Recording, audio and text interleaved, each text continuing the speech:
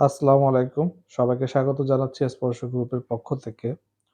তো আজকে আমরা যে বিষয় নিয়ে আলোচনা করব সেটা হচ্ছে যে রিস্ক ম্যানেজমেন্ট আসলে কি জিনিস? রিস্ক ম্যানেজমেন্ট আসলে খুবই সহজ একটা জিনিস, আবার খুব জটিল একটা জিনিস। যে প্রত্যেকটা জিনিসের আপনার রিস্ক ম্যানেজমেন্ট, আপনার মানি ম্যানেজমেন্ট এবং risk management those are also similar. তবে আ যে ব্যক্তি জীবনে রিস্ক ম্যানেজমেন্ট আসলে ভালোভাবে করতে পারবে না, তার জীবনে কিন্তু বিপদের আসলে কোনো সীমারেখা থাকবে না। তো এইজন্য আপনাকে যে জিনিসটা আপনাকে আগে করতে হবে সেটা হচ্ছে রিস্ক ম্যানেজমেন্ট এর জায়গাটা আপনাকে ঠিক রাখতে হবে। তো আমি একজন নতুন ইনভেস্টর হিসেবে এজ এ ফরেক্স ট্রেডার হিসেবে তাকে আসলে কি করা উচিত? হ্যাঁ, প্রথমত একজন ফরেক্স ট্রেডারের যে জিনিসটা করা উচিত, সেই জিনিসটা হচ্ছে যে তার টোটাল ইনকাম কত টাকা আছে। এই ইনকামের জায়গাটা আসলে আগে ঠিক করতে হবে ইনকাম। তো ইনকামের জায়গাটা আসলে ঠিক করতে হবে তার ইনকাম কত টাকা আছে এবং সে ইনকামের থেকে সে কত টাকা ইনভেস্ট করতে পারবে। এই ইনভেস্টমেন্ট এতটা করলে তার আসলে তার লাইফের উপরে কোনো প্রকার হ্যাম্পারিং জিনিসটা হবে না। এটা আগে ইনশিওর করতে হবে এবং আরেকটা জিনিস যেটা করতে হবে সেটা হচ্ছে আপনার যদি কোনো প্রকার লোন থাকে, লোনে লোন যদি থাকে এই লোনটাকে আগে চেষ্টা করতে হবে পরিশোধ করে ফেলার। কোনো অবস্থাতেই আপনার লোন থাকা অবস্থায় আপনি ফরেক্স মার্কেটে ঢুকবেন না। আর মেক্সিমাম মানুষই কিন্তু ফরেক্সে মানে লোন আছে, মানুষের কাছ থেকে দেনা করে আরেকটা জিনিস সেটা হচ্ছে যে আপনি যদি ফরেক্স না বুঝেন, আপনি ফরেক্স করবেন না। কিন্তু মানুষের কাছে টাকা দিয়ে ইনভেস্ট করে বা দেখা যাচ্ছে যে ভাই আমি খুব ভালো ফরেক্স পারি এই জিনিসটা কখনোই করবেন না। না পারলে করবেন না, বুঝবেন না, সমস্যা নেই আস্তে, আস্তে করে শিখবেন। তারপরে নিজে যদি করতে পারেন করবেন। কিন্তু ওই যে আপনার সাথে একজন আসলো, আসার পরে বলবেন যে ভাই আমি খুব ভালো পারি, এই পারি, সেই পারি। আপনি এই জিনিসটা এভয়েড করার চেষ্টা করবেন। হুম? আপনার লোনটাকে পরিশোধ করে দেন মনে করেন যে আপনি একটা চিন্তা করবেন যে ১ম এ একটা ডিপিএস কিভাবে করতে পারেন। এই ডিপিএস আপনার সঞ্চয়। মানে ডিপিএস বলতে আপনি জাস্ট আপনার সঞ্চয়টা সঞ্চয় করলেন।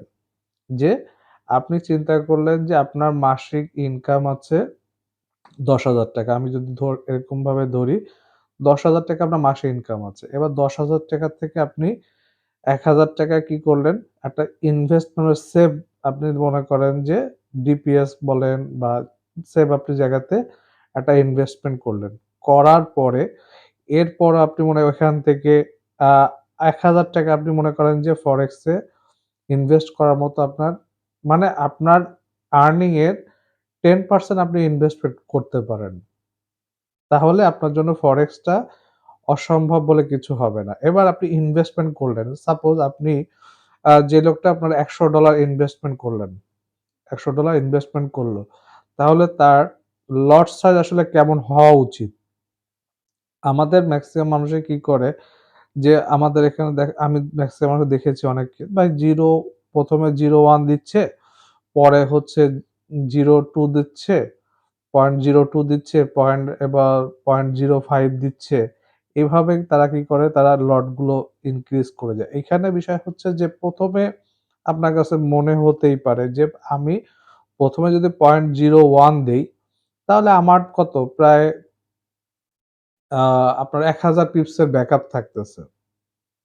আমার প্রায় ১,০০০ পিপসের ব্যাকআপ কিন্তু আপনি ১ম ট্রেডটা ০.০১ দিলেন। যখনই আপনি পরেরটা যখন আবার একটা ০.০১ দিলেন। তার মানে কিন্তু আপনার আ এরকম হচ্ছে যে আপনার ১০০ পিপস পরে গিয়ে আপনি কি করতেছেন? আরেকটা ০.১ দিচ্ছেন। তাহলে ১০০ পিপস আপনার মাইনাস হয়ে গেল। মাইনাস হওয়ার পরে আপনার থাকতেছে কত? ৯০০ পিপস। এবার আপনার ৯০০ পিপস আপনার তখন যখন ০.০১, ০২ টা হয়ে যাচ্ছে, তখন আপনার ব্যাকআপ থাকতেছে কিন্তু ৪৫০ পিপস। এবার আবার যখন ১০০ পিপস পরে আপনার যখন মার্কেটটা আপনি আবার ০.১ দিচ্ছেন, তখন কি আপনার আ মানে রিস্কটা থাকতেছে এরকম, আপনি ৩ টা মিলে হচ্ছে ৩০০ পিপস, ওদিকে গেল হচ্ছে আপনার ২০০ পিপস। আ মানে ১০০ ৩০০ পিপস। তার মানে আপনার অলমোস্ট আর আপনি ১০০ পিপসের কিন্তু ব্যাকআপ আপনি পাবেন আরকি।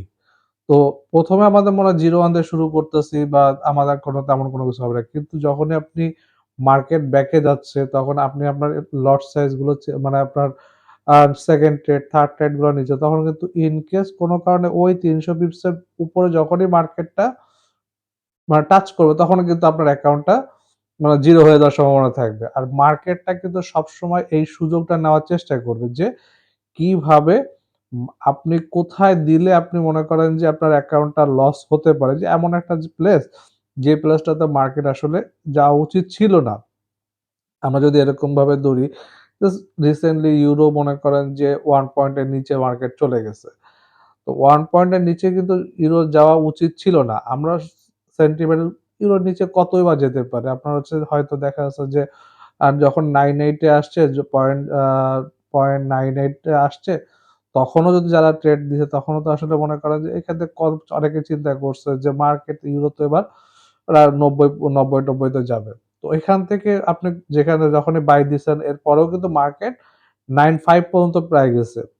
তো অলমোস্ট কিন্তু আর এখানে একটা জিনিস কি, আমরা লস যখন হয়, তখন কিন্তু এই লসটাকে আমরা লং টাইম ধরে রাখতে পারি। তো প্রফিট হলে তো কেন আমরা জিনিসটা ধরে রাখবো না? আমরা যখন লস হচ্ছে তখন কিন্তু আমরা লং টাইম ধরে রাখতেছি। লস যখন লং টাইম ধরে রাখছি, তাহলে অবশ্যই আমাদের প্রফিটটাও কিন্তু লং টাইম ধরে রাখা উচিত। দেখা যাচ্ছে যে প্রফিট হচ্ছে, আপনার লস হচ্ছে ২০০ পিপস আপনি ধরে রাখতেছেন। কিন্তু প্রফিট যখন হচ্ছে তখন ২০ পিপস আসলেই কিন্তু আপনাদের মনে করেন যে এখনই হাত চুলকায় যে কেমনে ক্লোজ করতে হবে। তো এই জায়গা থেকে আমাদের একটু বেরোয় আসার চেষ্টা করতে হবে। যে আমাদের প্রফিট যদি আমরা যদি লস যদি ২০০ পিপস যদি ধরে রাখতে পারি, প্রফিটটাও আমরা ২০০ পিপস আমরা ধরে রাখতে পারবো। তো এটা হচ্ছে যে আমি জাস্ট ১০০ দিয়ে আমি আপনাকে একটা আ জাস্ট একটা এক্সাম্পল দিলাম। তো এভাবে আপনি আপনার মতো করে, তবে সবসময় একটা জিনিস কি, লট সাইজটাকে সেম রাখার চেষ্টা করবেন। লট সাইজ কখনোই চেঞ্জ করবেন না। যদি আপনি মাল্টিপল ট্রেড করেনও, অবশ্যই আপনি লট সাইজটাকে আ সেম রাখার চেষ্টা করবেন। আপনি সাপোজ 0.01 দিয়ে শুরু করেছেন, আপনি 0.01 দিয়ে আপনি দেখা যাচ্ছে যতদূর পর্যন্ত ট্রেড করবেন, 0.01 দিয়ে ট্রেড করবেন।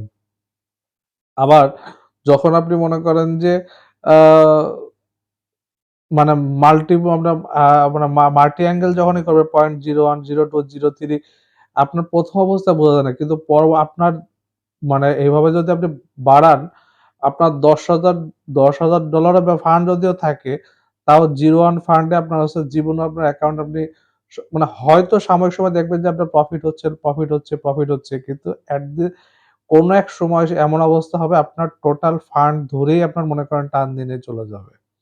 তো এইজন্য লট সাইজ কখনো আসলে চেঞ্জ করবেন না। যদি যেটা করবেন সেটা হচ্ছে অলওয়েজ সেম লটে ট্রেড করার চেষ্টা করবেন। তাহলে যে